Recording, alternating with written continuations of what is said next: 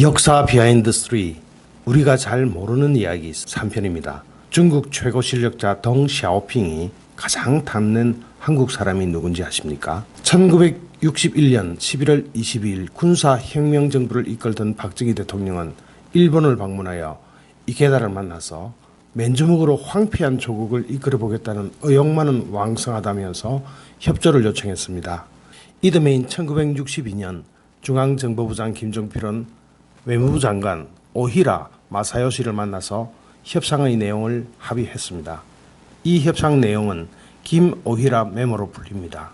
후일 김종필은 내가 이완용이라는 소리를 들어도 그 길밖에는 없다고 생각했다. 조금 적은 액수라도 빨리 공장을 세우고 기술을 배웠기 때문에 우리의 경제 성장이 빠르지 않았느냐 후회하지 않는다고 회고했습니다. 1964년 1월부터 한국에서는 한일협상을 반대하는 주장이 나오기 시작했습니다. 3월에는 5.16 이후 없었던 학생 시위가 시작됐습니다.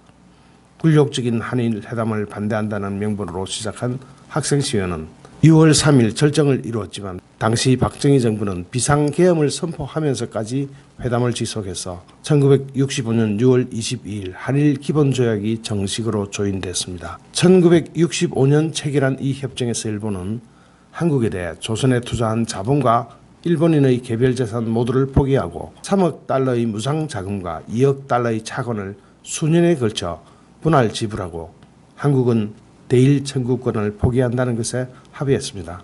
비록 수년에 걸친 분할 지불이었지만 피눈물 나는 5억 달러가 확보되었습니다. 대일 청구권으로는 만족스럽지 않다고 하겠지만 1964년 대한민국의 1년 총수출액은 1억 달러 남짓, 5억 달러를 일시불로 계산하면 당시로서는 5년치의 국가 총수출액과 맞먹는 큰 금액이었습니다. 당시는 1962년에서 1966년에 걸친 제1차 경제개발 계획이 한참 시행되고 있던 중이었습니다. 당연히 자금 수요는 많았습니다. 독일의 광부 간호사가 파견된 것도 이 점이었습니다. 아프리카 후진국에 선진국이 아무리 많은 자본을 지원해도 그 나물에 그 밥인 이유가 있습니다. 그 지원금을 정권 차원에서 다 먹어버리는 겁니다. 그래서 그런 나라에는 국제사회의 추가 지원도 끊어져 버립니다.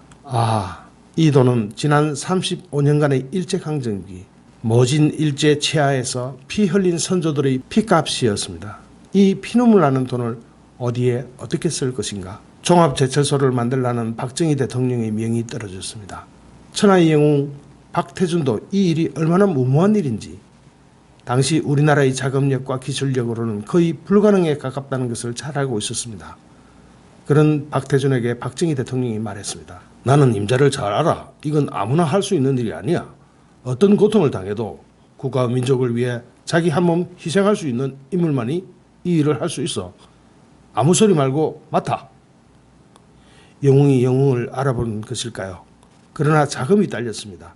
당시 대한민국의 국력으로는 어림도 없는 일이었습니다. 불꽃 같은 인생을 살다 간 영웅들이 나타난 시기도 이 점이었습니다. 그 불꽃 중의 불꽃이 박태준이라는 영웅이었습니다. 박정희 대통령의 엄명을 받은 그는 어떻게든 빈주먹으로 제철산업을 일으켜야만 했습니다. 그런 그의 눈에 대일 청구권 자금이 들어왔습니다. 그는 이 돈이 순국 선열을 비롯한 선조들의 피값이라는 것을 잘 알고 있었습니다. 일본은 대일 청구권 자금을 제공하면서 돈의 용처를 명시해 뒀지만 그것을 바꿀 수 있다면 문제는 쉽게 해결될 수 있었습니다. 박태준은 전원 합의체라는 의사결정 구조를 가진 일본의 내각을 집요하게 설득한 끝에 결국 일본의 지원 결정을 얻어낼 수 있었습니다. 결국 그는 박정희 정부로부터 1968년부터 1992년까지 대일 청구권 자금 128억 원, 5,080만 달러를 포함한 포항제철 건립 자금을 이끌어낼 수 있었습니다. 영웅 박정희에 걸맞는 영웅 박태준이었습니다. 포항제철 착공식에서 박태준은 말했습니다. 우리는 지금 선조들의 피값인 대일 청구권 자금으로 포철을 건설하는 만큼 실패하면 민족사에 씻을 수 없는 죄를 짓는 것이니 만약 실패하면 우양우하여 영일면에 빠져 죽어 속죄해야 한다고 말했습니다. 1978년 중국 최고 실력자였던 덩 샤오핑이 신일본 제철을 방문해서 중국의 포항제철 같은 제철소를 지어달라고 요청했습니다. 이나야마 신일본 제철 회장은 제철소는 사람이 짓습니다. 박태준 같은 사람이 없으면 포항제철과 같은 제철소는 지을 수 없습니다. 포항제철은 기적입니다. 라고 정중하게 거절했습니다. 그러자 덩 샤오핑은 그렇다면 박태준을 수입하면 되겠군요 라고 말했습니다. 지금은 중국이 우리를 먹여 살리기라도 하는 듯 어수되지만 1990년대까지만 해도 한국의 도움을 간절히 바라는 빈국이었습니다. 못 사는 나라였습니다. 중국 근대화의 아버지 덩 샤오핑은 수교의 해이던 1992년 여름 상하이 영빈관으로 당시 박태준 포항제철 회장을 초청했습니다.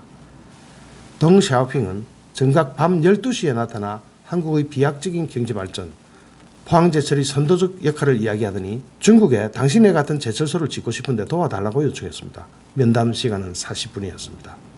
덩 샤오핑 당시 88세였습니다. 덩 샤오핑이 말합니다. 박정희 대통령이 한국의 산업화를 성공시켰다. 박 대통령의 건대와 철학을 듣고 싶다. 박태준 당시 65세. 나는 5.16 혁명 때 박 대통령의 비서실장이었습니다. 우리는 경제개발 5개년 계획을 만들었습니다. 덩 샤오핑.